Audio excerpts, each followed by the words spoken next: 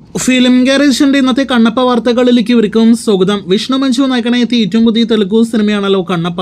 നമ്മുടെ കേരളത്തിലെ ഉൾപ്പെടെയുള്ള സിനിമയുടെ ആദ്യ ദിവസത്തെ കേരള ഡീറ്റെയിൽ കളക്ഷൻ എല്ലാം തന്നെ കഴിഞ്ഞ വീഡിയോയിലൂടെ പ്രേക്ഷകർ അറിയിച്ചതാണ്. ഈ ഒരു വീഡിയോയിലൂടെ പ്രേക്ഷകരിലേക്ക് എത്തിക്കുന്നത് കണ്ണപ്പ എന്ന സിനിമ പോലും കേരളത്തിൽ നേരിടുത്ത ഈ വർഷത്തിലെ നേട്ടങ്ങളെ കുറിച്ചാണ്.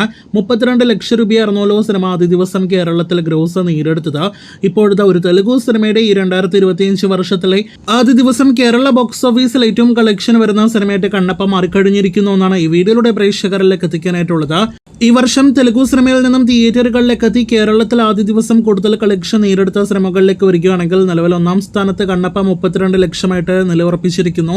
രണ്ടാം സ്ഥാനത്ത് ഒരാഴ്ച മുന്നേ തിയേറ്ററുകളിലേക്ക് എത്തിയ ധനുഷിന്റെ കുബേര എന്ന സിനിമയാണ്. 29 ലക്ഷം രൂപയായിരുന്നു സിനിമയുടെ ആദ്യ ദിവസത്തെ കേരള ഗ്രോസ്.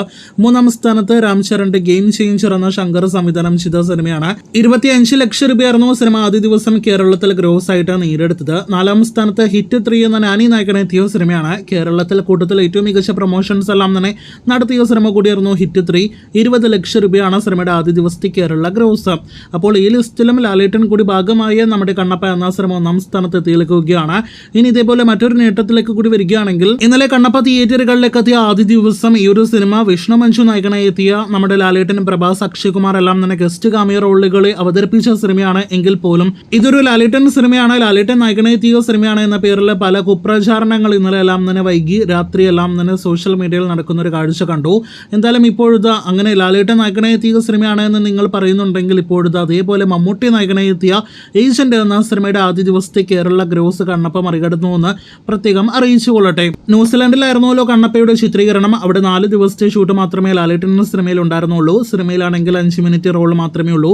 എന്നാൽ നമ്മുടെ മെഗാസ്റ്റാർ മമ്മൂട്ടി ഏജന്റ് എന്ന സിനിമയിൽ പല വിദേശ രാജ്യങ്ങളിൽ പോയി അഭിനയിച്ചതെല്ലാം തന്നെ അന്ന് വലിയ വാർത്തയായതാണ്. ഒരു സ്റ്റൈലിഷ് സിനിമ. അതോടൊപ്പം തന്നെ ആമസോൺ പ്രൈം 80 കോടിക്ക് റിലീസിന് മുന്നേ മമ്മൂട്ടിയുടെ പേരിൽ കൂടി സിനിമ എടുത്തു എന്നൊക്കെയായിരുന്നു റിലീസിന് മുന്നേ ഉണ്ടായിരുന്ന തള്ള്. ഇതിനിടയിൽ ഏജന്റിന്റെ മറ്റൊരു കാര്യം കൂടി പറയുകയാണെങ്കിൽ അടുത്ത കാലത്താണ് ഈ സിനിമ കണ്ടത്. ഈ സിനിമ കണ്ടപ്പോൾ സിനിമയിൽ ആദ്യം മുതൽ അവസാനം വരെ മമ്മൂട്ടിയുണ്ട്. ഏറ്റവും അവസാനം നായകന്റെ വെടികൊണ്ട് ചാവുന്നുണ്ട് എങ്കിൽ പോലും മമ്മൂട്ടിയാണ് സിനിമയിൽ നായകനെന്ന് തോന്നിപ്പിക്കുന്ന ലെവൽ പ്രകടനമാണ് നമുക്ക് കാണാനായിട്ട് കഴിഞ്ഞിരിക്കുന്നത്. അപ്പോൾ ഇന്നലത്തെ ലാലേട്ടനെ കണ്ണപ്പ ഹീറോ ആക്കാനായിട്ട് ശ്രമിച്ചവരുടെ ലോജിക്കിൽ ഏജന്റ് എന്ന സിനിമയിൽ മമ്മൂട്ടി തന്നെയായിരിക്കും ഹീറോ. അതേ മമ്മൂട്ടി നായകനായി എത്തിയ സിനിമയുടെ കേരള ആദ്യ ദിവസത്തെ ട്രാക്കിംഗ് ഗ്രോസ് 13 ലക്ഷത്തിൽ പരം രൂപയാണ്. കേരളത്തിൽ ആദ്യ ദിവസത്തെ യഥാർത്ഥ ഗ്രോസ് 17 ലക്ഷത്തോളം രൂപയാണ്. അതിന്റെ ഇരട്ടിയോളമാണ് കണ്ണപ്പ എന്ന സിനിമ ആദ്യ ദിവസം കേരളത്തിൽ നേടിയെടുത്തിരിക്കുന്നത്.